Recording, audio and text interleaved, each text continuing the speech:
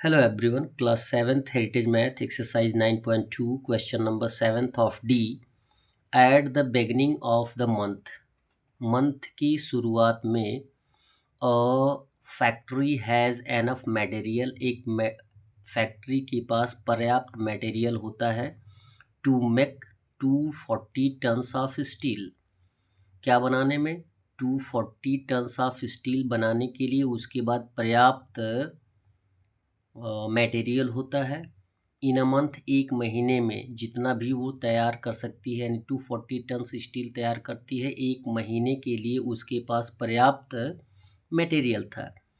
If 60 more tons of steel are to be made that month, यदि उसी महीने में 60 मोर टन्स अगर ज़्यादा तैयार करने होंगे तो how long will the material last, तो कितने समय तक वह मटेरियल चलेगा। एक महीने के लिए वह मटेरियल है और कितने तैयार करने के लिए 240, और यदि 240 से 60 टन यदि बढ़ा दिया जाता है, तैयार करना है, ज़्यादा करना है, तो कितने दिन में वह समाप्त हो जाएगा मटेरियल।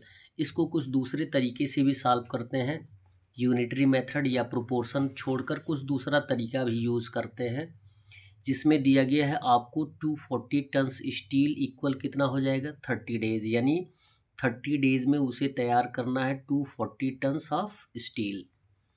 अब उसके बाद बोला जा रहा है कि 1 मंथ में यानी 30 डेज में 240 टन्स स्टील तैयार करना है, जिसमें आपको बताया गया कि 60 टन्स और एक्स्ट्रा कर दिया गया, बढ़ा दिया गया। तो 240 प्लस 60 इक्वल कितना हो जाएगा 300 टन्स। तो अब नंबर ऑफ डेज कितने आएंगे? यदि हमें 300 टन्स की तैयारी करनी है तो नंबर ऑफ डेज क्या होंगे? ज़्यादा होंगे, जाहिर सी बात है। Number of days question mark हमने दिया है, तो लिखेंगे if we have more materials, यदि हमारे पास ज़्यादा मटेरियल होगा तो मोर टन्स ऑफ स्टील, तो हम ज़्यादा टन्स ऑफ स्टील बनाएंगे। इफ़ सो मोर मटेरियल क्या हो जाएगा? यूजेज मोर डेज, यदि हमारे पास ज़्यादा मटेरियल होगा तो हम क्या करेंगे? ज़्यादा दिन तक उसका यूज़ कर सकते हैं बनाने के लिए। यहाँ पे लिखेंगे so more material to more days, यदि ज़्यादा मटेरियल होगा तो ज़्यादा दिन यूज़ होगा, लास्ट होगा, और ज़्यादा स्टील भी बनेगा। तो लिखेंगे 1 मटेरियल इक्वल होता है टाइम इंटू डेज। क्लियर है? T into D, time into days. तो सो 1 मटेरियल इक्वल कितना दिया गया, टाइम कितना दिया गया 240, सॉरी टी फॉर टन, क्या दिया गया है? टन, कितने टन स्टील, तो 240, और डेज कितना दिया गया है 30। 1 मटेरियल इक्वल होता है 240 इंटू 30 हमने लिखा है। फिर लिखा गया है एंड 1 मटेरियल इक्वल कितना हो जाएगा, यदि एक मटेरियल की बात की जाती है तो कितना आएगा? अब 300 के लिए 300 इंटू कितना आ जाएगा? डेज। आपको क्या फाइंड आउट करना है? डेज फाइंड आउट करना है। जबकि 1 मटेरियल का वैल्यू हमने कितना फाइंड आउट किया? 240 इंटू 30। तो 1 मटेरियल के स्थान पे 240 इंटू 30 इक्वल रखेंगे 300 इंटू डी।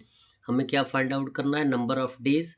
तो 30 को ट्रांसफ़र कर देंगे तो एज ए डिवीज़न आ जाएगा, तो डी इक्वल हो जाएगा 240 इंटू 30 बाई हो जाएगा 300, 00 से 00 रिड्यूस कर देंगे, 3 1 जा 3, 3 8 जा 24, 8 से 3 में मल्टीप्लाई कर देंगे तो नंबर ऑफ डेज कितने आ जाएंगे?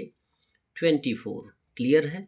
So material will last for 24 days. यदि 240 टन्स हम यूज़ करते हैं तो 30 डेज़ के लिए, और यदि 300 टन्स अगर हमें बनाना होगा तो 60 टन्स एक्स्ट्रा हो जाए तो नंबर ऑफ डेज़ क्या हो जाएंगे? कम हो जाएंगे। That's all. वीडियो को लाइक करें, चैनल को सब्सक्राइब करें। धन्यवाद।